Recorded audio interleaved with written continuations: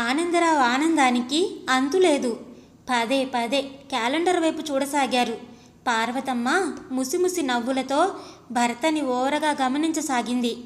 వారి ఏకైక కుమారుడు ధీరజ్ వచ్చే వారమే అమెరికా నుంచి సపరివార సమేతంగా స్వదేశానికి తిరిగి వస్తున్న శుభవర్తమానాన్ని టెలిఫోన్ అందించింది. మరి ఇందాకే ఇద్దరు హడావిడి మొదలుపెట్టారు.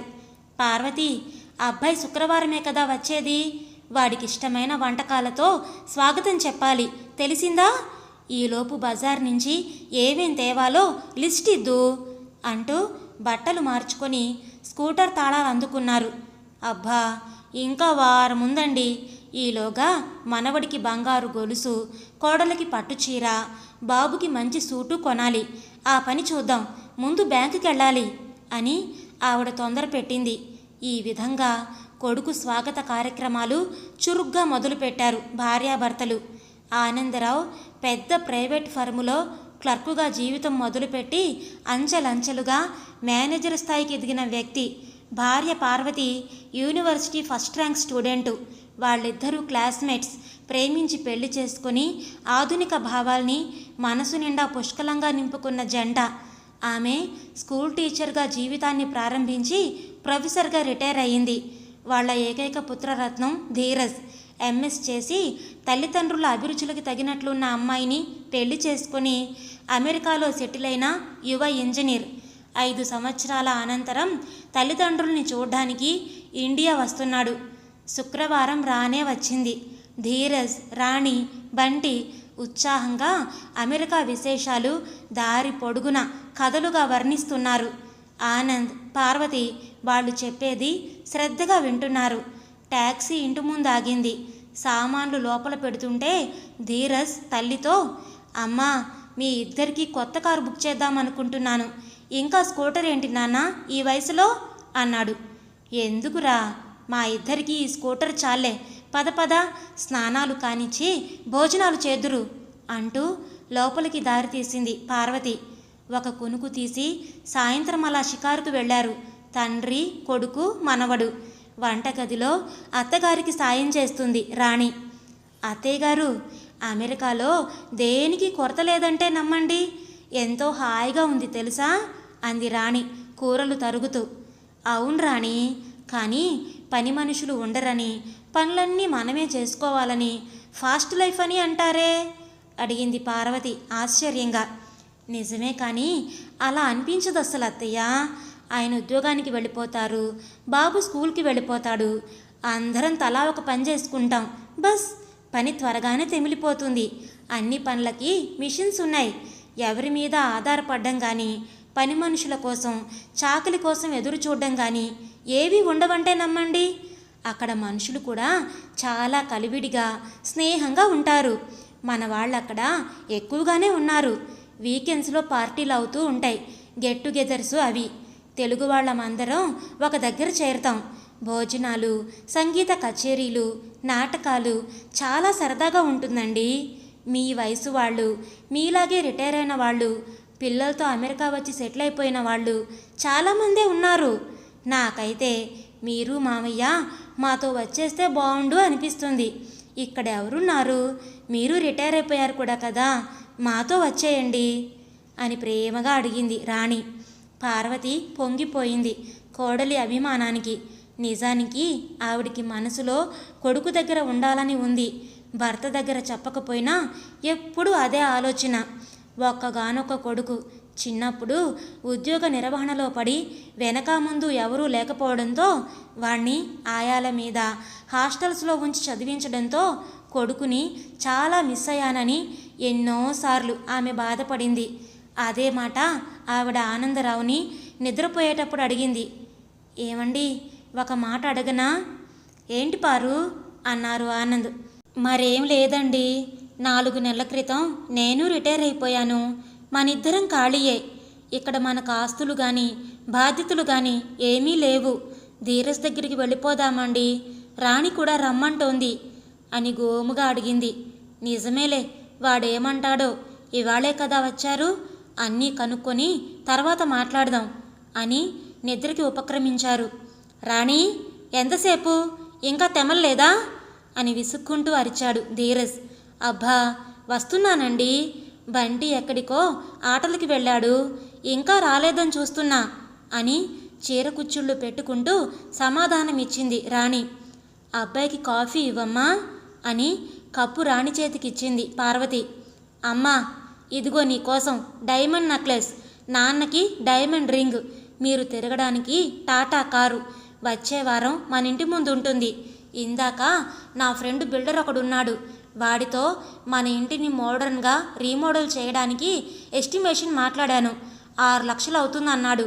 నేను 2 దఫాలుగా పంపిస్తాను, మీ టేస్ట్కి తగినట్లు ఇంటిని రీమోడల్ చేయించుకోండి అని ఆపకుండా మాట్లాడుతున్న కొడుకుని విస్మయంగా చూస్తూ ఉండిపోయారు ఆనంద్, పార్వతి. ముందుగా తేరుకున్న ఆనంద్, ఎందుకు బాబు నీకింత ఖర్చు? అంత దూరం నుంచి వచ్చావు, వచ్చినప్పటి నుంచి పనులు పెట్టుకొని తిరుగుతున్నావు. అయినా మీ అమ్మకి ఇవేవి అక్కర్లేదురా. ఈ వయసులో ఈ డైమండ్స్, కార్లు, షికార్లు, కొత్త హంగులు కాదురా కావలసింది. ఒక్కగానొక్క కొడుకువి, నువ్వు ప్రయోజకుడు అయ్యావు. లక్షణమైన కోడలు, ముద్దొచ్చే మనవడు. మాకింతకంటే కావలసిందేముంది? మేము రిటైర్ అయిపోయాం, జీవిత పయనంలో అలసిపోయాంరా. నీ దగ్గరకు వచ్చి శేష జీవితం గడిపేయాలని మీ అమ్మ కోరిక, నా కోరిక అదే. ఏమంటావు అని కొడుకు వైపు చూశారాయన. ధీరజ్ నిర్లిప్తంగా ఉండిపోయాడు. రాణి భర్త భుజం పట్టుకొని, మాట్లాడరేమండి, మీ అమ్మా నాన్న అంత ప్రేమగా మన దగ్గరకు వచ్చి ఉండిపోతామంటుంటే ఎగిరి గంతులేసి ఆహ్వానించాల్సింది పోయి అలా ముభావంగా ఉండిపోయారే. నేనేమైనా వద్దంటానని అనుకుంటున్నారా? మనకి వాళ్ళు తప్ప ఎవరున్నారండి? నాకు వాళ్ళు మనతో ఉండడం చాలా ఇష్టమండి. అసలు నేనే అత్తగారిని మన దగ్గరకు వచ్చేయమని అడిగాను, తెలిసిందా? బంటి కూడా 4 రోజుల నుంచి అత్తయ్య గారికి, మామయ్య గారికి బాగా మాలిమైపోయాడు. మీ నాన్నగారి కథలతో, అత్తగారి పిండి వంటలతో అమ్మా నాన్నల్ని మర్చిపోయాడు తెలుసా.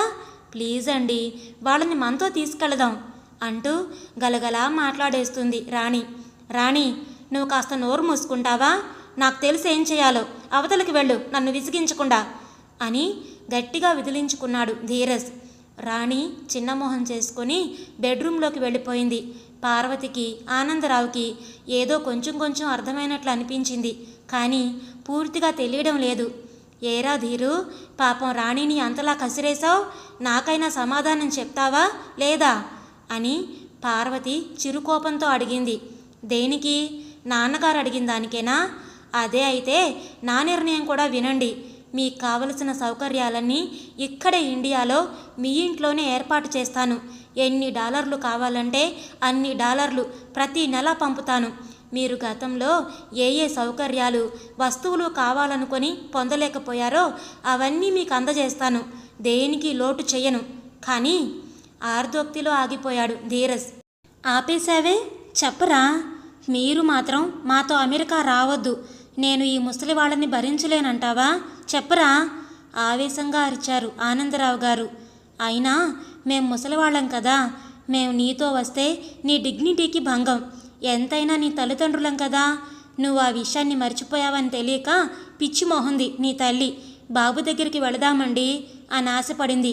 ఇప్పుడు తెలిసిందా పార్వతి? అడ్డాల నాడు బిడ్డలు కానీ గడ్డాల నాడు కాదే. నీ ఆస్తులు ఐశ్వర్యాల కోసం మేం మొహం వాచిపోలేదురా.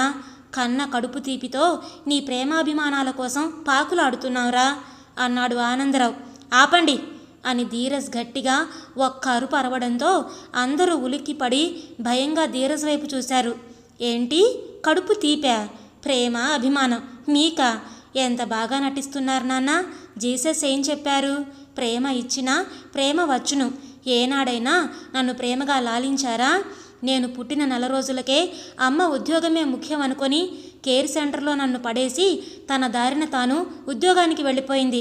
కొంచెం పెద్దయ్యాక ఆయాల అజమాయిషి. నువ్వు నీ ఉద్యోగం, ఓవర్ టైములతో నీ దారి నీదిగా ఉండేవాడివి. ఎప్పుడూ క్రమశిక్షణ, మంచి అలవాట్లు అంటూ రెసిడెన్షియల్ స్కూల్లోనూ హాస్టల్స్లోనూ నా బాల్యం, యవ్వనం గడిచిపోయాయి. సెలవులకి ఇంటికొచ్చినా కూడా మీ క్యాంపులు, మీ హడావిళ్లే కానీ నన్నేనాడైనా దగ్గరికి తీసుకొని ఆప్యాయంగా లాలించారా? ఎన్నో రాత్రులు అమ్మ నాన్న అని ఏడుస్తూ నిద్ర లేకుండా గడిపానో తెలుసా? నాన్న చల్లని చూపు కోసం, అమ్మ వెచ్చని స్పర్శ కోసం నా మనసు ఎంత పరితపించిందో మీకేం తెలుసు? కష్టం సుఖం చెప్పుకోవడానికి తోబుట్టువులు లేరు. ఒంటరి జీవితం. మీ ఇద్దరూ డబ్బు సంపాదనే లక్ష్యంగా నిర్దేశించారే కానీ నేనేమైపోతున్నానో, నాకేం కావాలో ఎప్పుడైనా గమనించారా? హాస్టల్లో అందరూ సెలవులకు ఇంటికి వెళ్ళేవారు. నేను మాత్రం ఒంటరిగా.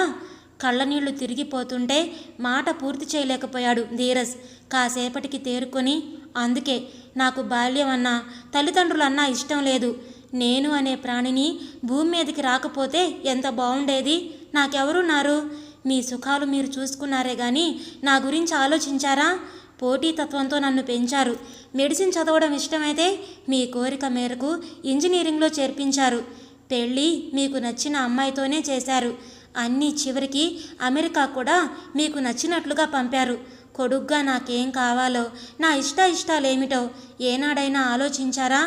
డబ్బుతో దేన్నైనా కొనగలం, సాధించగలమని అనుకున్నారు కానీ ప్రేమ ఆప్యాయతల్ని మర్చిపోయి ఈరోజు మీరు వాటి గురించి మాట్లాడడం చాలా విడ్డూరంగా ఉంది.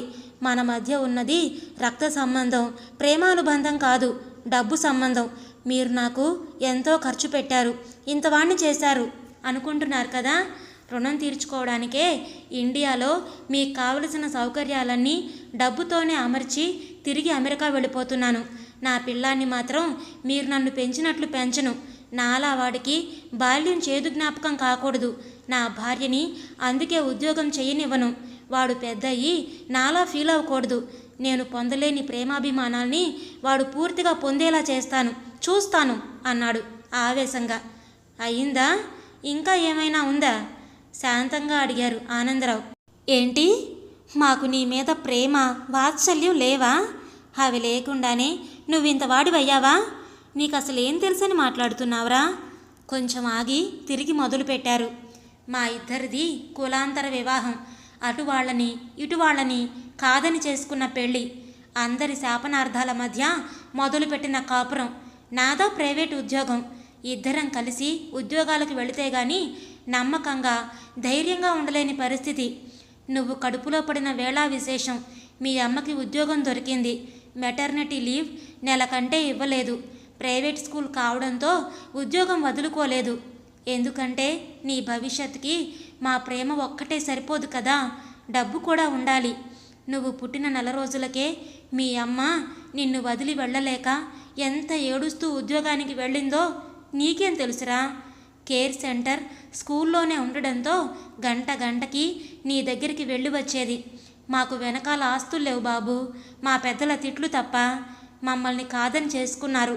ఎలా ఉంటారో, ఎలా పైకి వస్తారో చూద్దామని సవాళ్లు విసిరేవారే కానీ సాయం చేద్దామనే సహృదయులు మాకెవరూ లేరు. మేము ఆ రోజు క్రమశిక్షణతో నిన్ను పెంచబట్టేరా నువ్వు ఈ స్థితికి రాగలిగింది.